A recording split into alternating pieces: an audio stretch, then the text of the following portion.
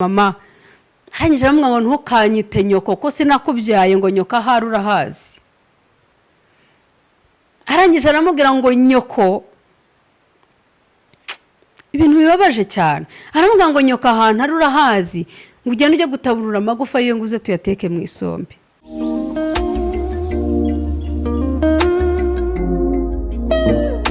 Kubabara reka gushavura, ufite ingenzi igufite ubwuzu. Nongeye kubasuhuza nshuti bavandimwe, mwebwe mukomeza gukurikirana channel ya Mpumuriza ngo uhumurize. Ntago muhwema kubana natwe, ntabwo muhwema kutwereka ko muri kumwe natwe. Ndabasuhuje rero, mbifuriza amahoro y'Imana, mbifuriza kugubwa neza, mbifuriza kugirirwa neza n'imbabazi z'Uwiteka Imana. Uwo muri kumwe ni Mignone Rwagihuta, inkundwakazi y'Imana. Wa mubyeyi Yesu yakomeje kwiyereka, wa mubyeyi Yesu yakomeje kugirira neza. Nshimira Imana ko yakomeje kubana nanjye, kandi nawe aho uri ndabizi neza ko Imana yakomeje kubana nawe. Nubwo turi mu bihe bitoroshye, turi mu bihe bikomeye, turi mu bihe byo kwibuka, buri muntu yibuka aho Imana yamukuye, yibuka ko Imana yamukuye mu rupfu, yibuka byinshi by'aho Imana yagiye mutambutsa. Rero mbashimiye ko aho muherereye hirya no hino mu bihugu bidukikije, aba diaspora bari hirya no hino, ni ukuri Imana ibaha umugisha. Kandi mfashe uyu mwanya kugira ngo nkomeze buri muntu wese, nkomeze buri muntu wahuye n'ibibazo bitandukanye. Ntago biba byoroshye, umuntu yasubije amaso inyuma akibuka ibyo Imana yamukoreye, akibuka aho Imana yamukuye, ukibuka ko Imana yakurengeje urupfu. Hari abandi benshi batambutse, ntabwo ari uko ari ubwiza, ntabwo ari uko ari uburanga, ntabwo ari uko umuntu yari umunyabwenge kugira ngo abashe kuba ariho, ahubwo ni ubuntu bw'Imana. Rero tugiye kubana muri uno mwanya, ariko mbere y'uko tugira icyo dukora, mureke tubanze duhamagara Imana. Nubwo ibitari kure yacu, tubanze tuyishimire. Njya nkunda kuvuga ngo ni ugushimira Imana aho igejeje ikora, ni ugushimira Imana imirimo n'ibitangaza iba yaragiye ikorera umuntu, ni ugushimira Imana kuba umuntu agihumeka. Rero aho uherereye unyemerere dufatanye dushimira Imana. Nubwo waba uri mu bibazo, nubwo waba uri mu bigeragezo, ijambo ry'Imana tubwira ngo mu bibaho byose duhore dushima. Niko ijambo ry'Imana ritubwira. Nshobora kukubwira rero ngo unyemerere dufate umwanya dushima, ukavuga utari ko se arambwira nshima iki? Ariko iyo urebye urabifite byo gushima, urabifite. Nubwo hari ibyo ufite bikugoye, nubwo hari ibyo ufite bikugerageje, nubwo hari ibyo ufite ubona utazi n'iherezo ryabyo, ariko ufite n'ibindi byatuma ushima. Munyemerero dushimira Imana, hanyuma dukomeze tubane. Mana Data wa twese uri mu ijuru, uri Imana yo kwiringirwa no kwizerwa, uri Imana y'agakiza kacu, uri hejuru y'amajuru urakiranuka. Aya masaha nguhaye ikaze na karibu. Aya masaha ndaguhamagaye ngo uzubane natwe, ubane n'abagabo badukurikiranye, ubane n'abamama, abasore n'inkumi hirya no hino babashe gukurikirana Mpumuriza ngo uhumurize. Imbaraga zawe zibabeho, abarushye baruhure, abari mu ntambara z'uburyo butandukanye ubarwanirire. Mwami, abari mu bibazo bitandukanye ubabere igisubizo, kuko uri Imana ishobora byose kandi ukabukiranuka. Nguhaye ikaze na karibu rero, ngwino ubane natwe kandi utugirire neza. Imbaraga zawe arizo ziba hejuru ubuzima bwacu. Mwuka wera ntatuveho, ahubwo Umwuka wera abane natwe. Dukomeze twumve imiburo yawe, dukomeze twumve icyo utubwira, dukomeze twuzure imbaraga zawe. kuko tuzi neza ko turi kumwe nawe ntacyo tuzatinya. Urakoze rero kumva gusenga, ni mu izina rya Yesu Kristo umwami wacu mbisabye nizeye, amen. Yesu abaho umugisha cyane. Nari ntangiye ndiho mbabwira ngo turi mu bihe bitoroshye, turi mu bihe bikomeye, turi mu bihe byo kwibuka abacu batuvuyemo, turi mu bihe byo kwibuka akaga igihugu cyacu cyahuye nako 1994. Benshi iyo ibi bihe bije barongera bagasubira inyuma, barongera bagasubira ibubisi, ugasanga ari harabona nkaho yongeye gusubira muri bya bihe. Ariko nakubwira ngo humura, hano ni kuri mpumuriza ngo humurize. Nakubwira ngo humura, nakubwira ijambo ry'ihumure rikubwira ngo komera, ihangane. Hari benshi basubiza amaso inyuma akibuka 1994 amajoro baraye biruka, akibuka ukuntu bamukuye mu mirambo. Hari umuntu umwe twigeze kuganira ambwira ukuntu yahuye muri jenoside, hari ibibazo yahuye nabyo nkuko n'abandi bose bahuye nabyo. Hanyuma ngo bamuyoranye n'imirambo, bamupakiza mu modoka, ariko kandi agihumeka, agifite akuka, ariko atabasha kuvuga. Ari avuga ati iyo nsubije amaso inyuma nkibuka ko bari bagiye kunjugunya, nkibuka ko nanjye nari njyanywe mu bantu bamaze kurangira, ariko nareba uyu munsi wa none ukuntu ndiho ntambuka bikemera, nareba ukuntu uyu munsi wa none ndiho mvuga bikemera. Ati mbura ukuntu nshimira Imana. Turi mu bihe byo kwibuka rero, wibuke nanjye nibuke, ariko kwibuka kwacu ntibibe ibyo kudusubiza inyuma, ahubwo bibe ibyo kuduhereza ibyiringiro by'ejo hazaza, bibe ibyo kuduhereza ibyiringiro by'ubuzima bwiza bw'ejo hazaza, bibe ibyo kuduhereza ibyiringiro by'uko nubwo byari bimeze kuriya, ariko Imana yari iri kumwe natwe.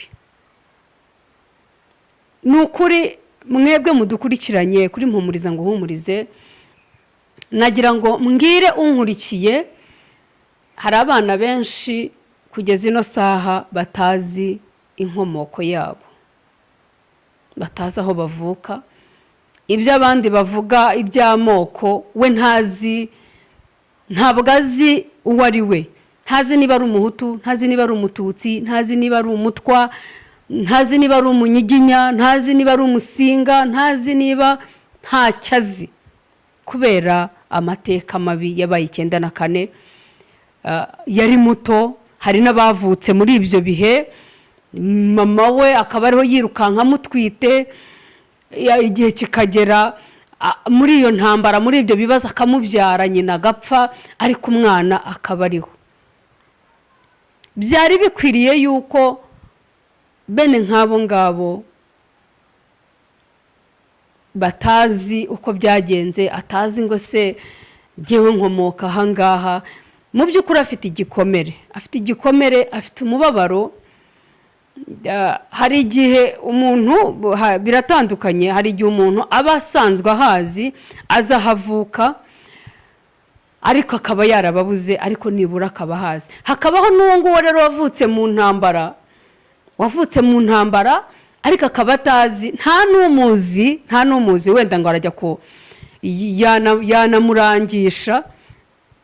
Ariko navuga ngo muhumure, nimukomere, Imana yabanye namwe, Imana yakurinze uru ruhinja, Imana yakurwaniriye, Imana yatumye bagutoragura uru ruhinja bakagukura aho hantu, bakagukura mu mirambo, uyu munsi ukaba urimo umukobwa mwiza cyangwa se ukaba urimo umusore mwiza cyangwa se ukaba waravuyemo umugabo ufite abana, ukaba waravuyemo umugore ufite abana, ufite urugo, nakubwira ngo humura, Imana yakoze ibyo ngibyo izakubeshaho, izanakurerera n'abo bana. Nakubwira ngo humura, birashoboka yuko igiti cyatemwa ariko kikazongera kigashibuka. hari amashami yagushibutsemo ari rwo rubyaro rwawe. Nawe utarashaka ukaba ubona bikomeye, ukaba ubona utazi uko bimeze, ariko nakubwira ngo humura, Imana igufiteho umugambi, Imana igufiteho plani nziza. Ntabwo kugusigaza kwayo, buriya umuntu we ashobora kutagira ahantu akugeza. Umuntu ashobora kutagira ikintu yagukorera cyabasha kunezeza umutima wawe, ariko Imana yo igufiteho umugambi, igufiteho ibitekerezo byiza, nubwo ubona utarabigeramo, ariko nakubwira ngo Imana yo ntabwo yakuretse, Imana yo ntabwo yakwibagiwe. Birashoboka kuba ufite ahantu urererwa, ukaba ubayeho mu buzima bubi, ukaba ubayeho mu buzima butinyagambura, bikagutera ibikomere, ntukibasha guseka, ntukibasha kuvuga, mbese wabuze ukuntu bigenza. Ariko nakubwira ngo humura, mu ijuru dufite Imana igitabara, dufite Imana igihindura amateka. Turi mu bihe byo kwibuka, turibuka abacu batuvuyemo. Nagira ngo nkubwire ngo igihe ufashe cyo kwibuka ntikikubera igihe ahubwo cyo kugusubiza inyuma, ahubwo kikubera igihe cyo kwibuka. Wibuke uvuga utese ko hari abagiye, jyewe natanze iki? Ko hari abasore beza bagiye, jyewe kuba nkiriho ni iki natanze?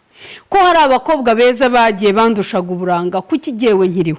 Wibuke uko wirukankaga, wibuke uko wihishahishaga, nurangiza uhindukire uvuge ngo Mana warahabaye, wabanye nanjye cya gihugu byari binkomereye. Bibe igihe cyo kubana n'Imana, ahubwo ntibibe igihe cyo gutandukana n'Imana. Bikubera igihe cyo kwibuka imirimo n'ibitangaza, bikubera igihe cyo kwibuka amajoro y'icuraburindi, bikubera igihe cyo kwibuka. Hari umuririmbyi waririmbye aravuga ngo guhiga umuhigo ntuwuhigure ngo birutwa no kutawuhiga. Bikubera igihe cyo gusubiza amaso inyuma ukibuka ko hari imihigo wahize, ukavuga ngo Mana nuramuka unkuye ahangaha nanjye nzakora iki? Mana nuramuka undokoye, Mana nanjye nzagukorera. Mana nuramuka unkuye ahangaha, Mana nanjye sinzaceceka. Mana nuramuka unkuye ahangaha nanjye nzakwamamaza. Ufite imihigo wahize jyewe ntazi. Muri ibi bihe byo kwibuka, wowe mu Kristo, wowe wamenye Imana, wowe wasobanukiwe urukundo rw'Imana, ukaba uzi neza ko uriho ari ukubera Imana. Hari iterime tujya dukoresha ngo ndiho kubera Imana, kandi ni ukuri pe, buri muntu ariho kubera Imana. Yesu nashimwe cyane. Hari ijambo riri muri Yesaya ibice 40 riravuga ngo nimuhumurize abantu banjye, yewe ndongeye ndababwiye ngo nimubahumurize, ngo niko Uwiteka Imana yanyu ivuga, ngo nimubabwire ibyururutse imitima. Yesu ashimwe cyane. Imana irakeneye yuko tuganira, tugahumurizanya. Hano ni kuri mpumuriza ngo uhumurize, tugahumurizanya, tugakomezanya, tukihanganishanya. Buri muntu mu rugamba yagiye ahura narwo, usibye no kuvuga ngo buri muntu afite inzira yagiye acamo, afite ahantu Imana yagiye imurokora, ufite ibintu Imana yagusimbukije, ufite ahantu yagukuye mu rwobo. Hari igihe uganira n'umuntu akakubwira ati jyewe narindi mu mwobo, ndahantu ntacyo kurya ntaki, ati nzara inyishe mvayo nsohorokamo ngenda gushakisha ahantu nkura kumbati. Nawe ufite ahantu Imana yagukuye mu rufunzo, yagukuye hehe? Imana yagukuye mu mirambo y'abandi.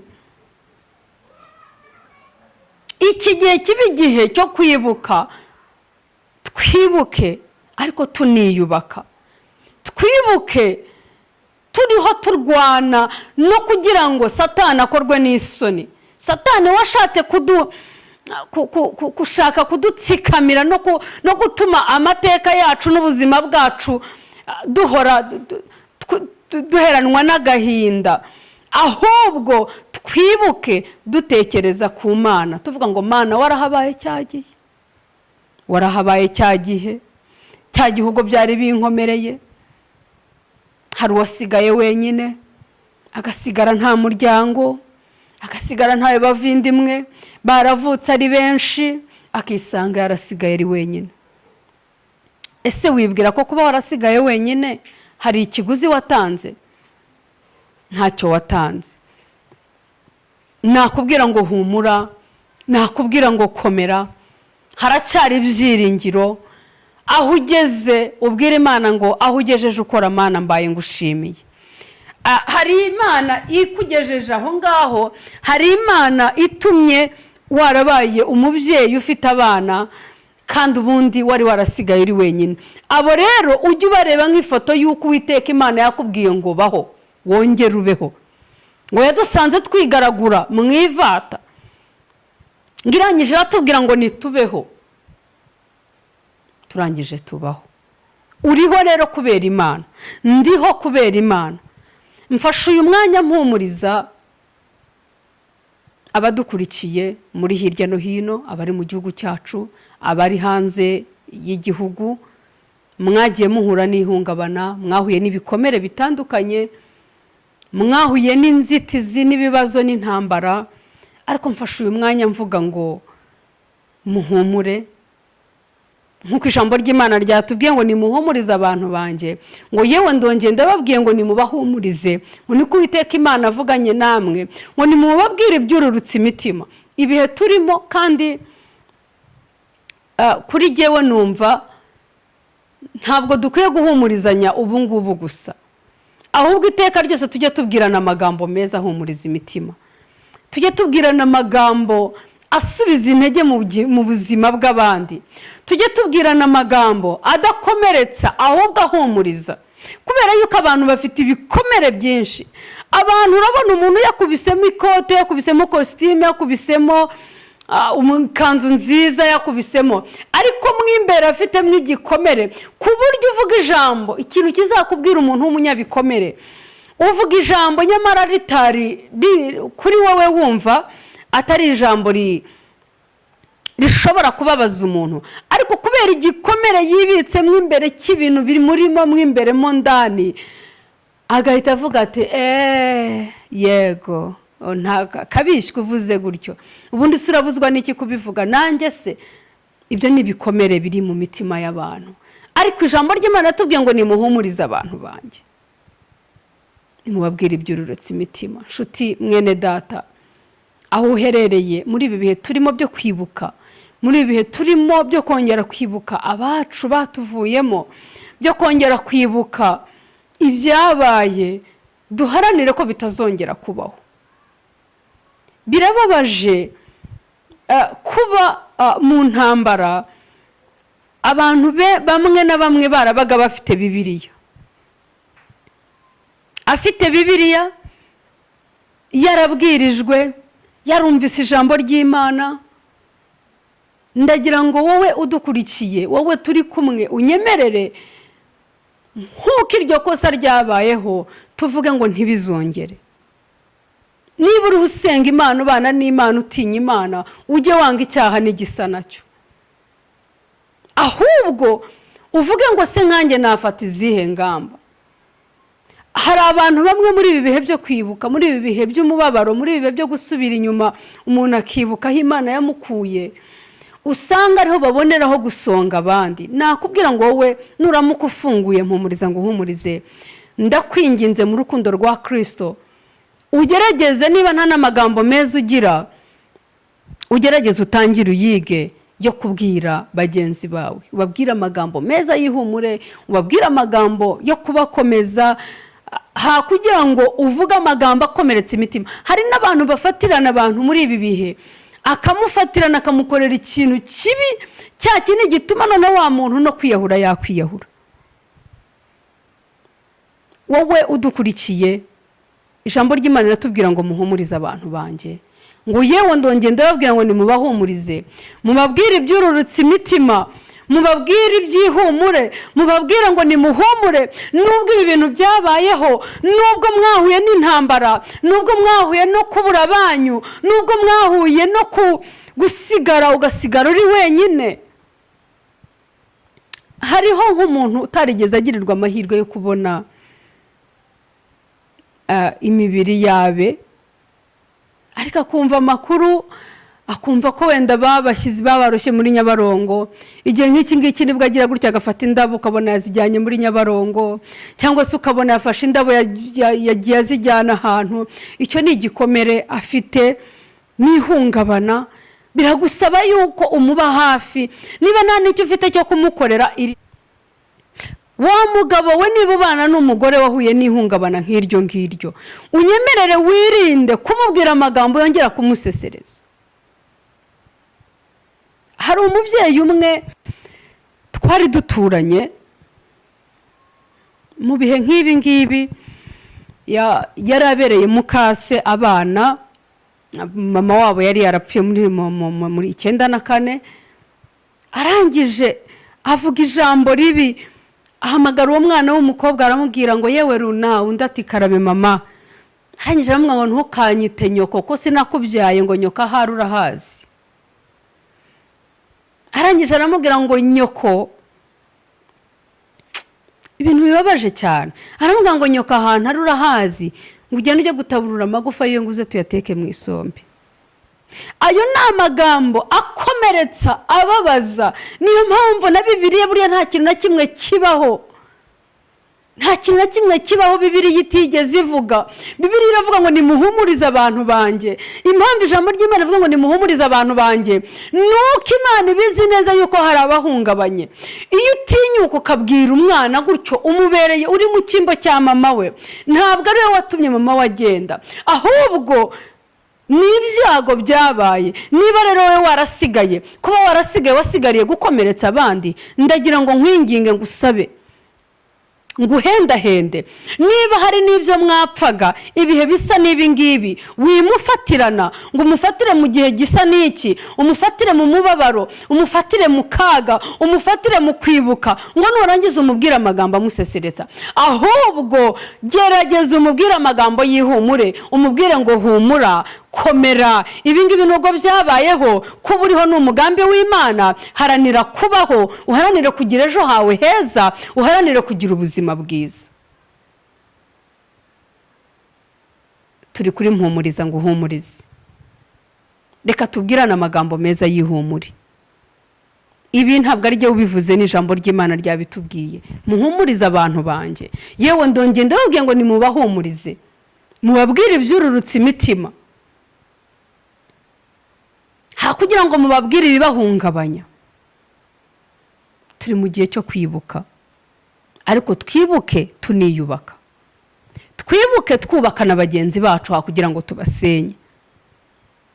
Nagira ngo mbwire umuntu ujye ugira amagambo asesereza akomeretsa, nagira ngo nkubwire ngo ugarukire aho ngaho, ugarukire aho ngaho, wibuke ko ayo magambo uriho uvuga ababaza umuntu, akomeretsa umuntu, amuvana yongera gufata igisebe, hahandi inkovu yasaga nkaho iriho isibangana, uba wongeye ukayijombamo ikongera ikaninda.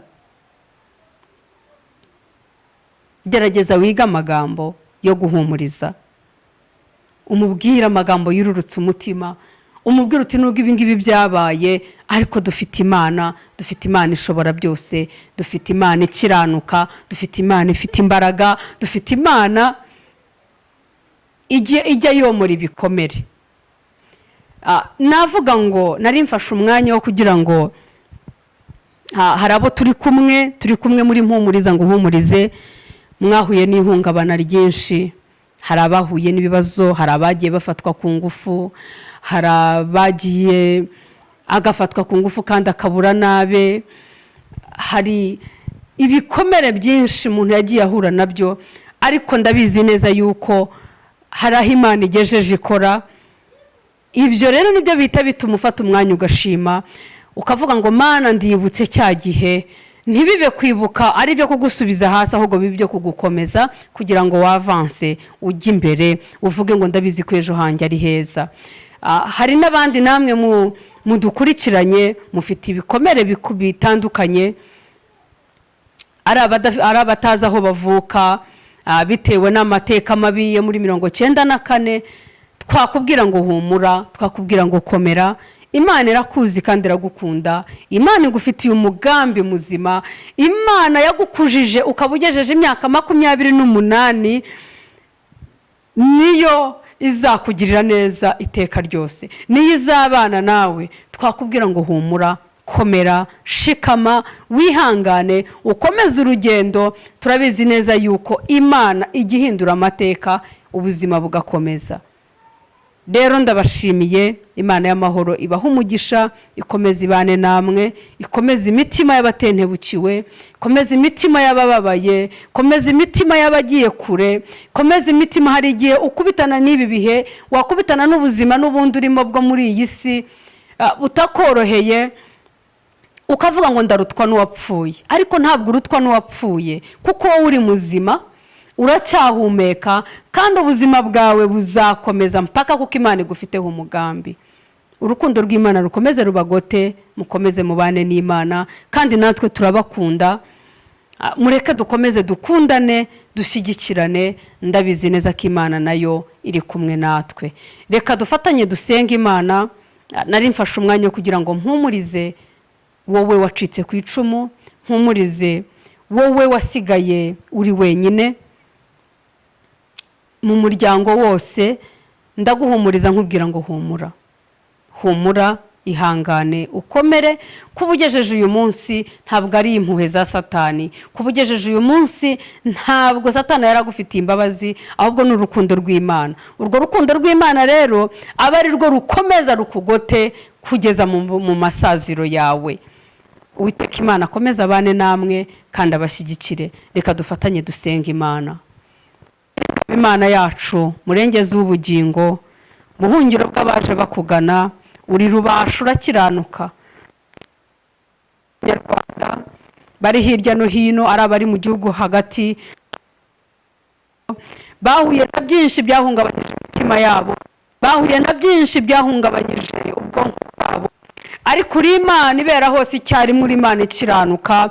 Urambura ukuboko kwawe, utanga umuti wawe undi udasharira, womora ibikomere biri mu mitima yabo, ubaruhure, ubatabare, ubahe guseka, ubanezeze. Abakiri mu bigeragezo n'intambara z'ubu buzima, ubarwanirire, ubiyereke, ubereke kuri Imana ikiranuka kandi ushobora byose. Ndasenze ninginga abagabo bahari, Mwami bagirire neza, ababyeyi barushye baruhure, abasore n'inkumi babona Mwami nta cyerekezo, babera icyerekezo.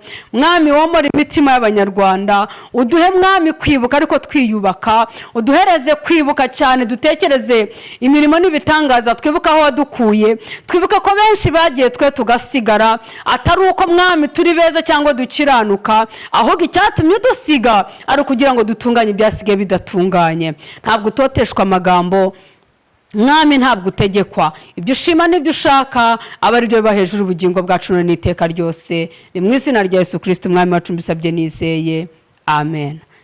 Imana y'amahoro ibaha umugisha kandi ikomeze ibagoteshe imbaraga zayo mu izina rya Yesu.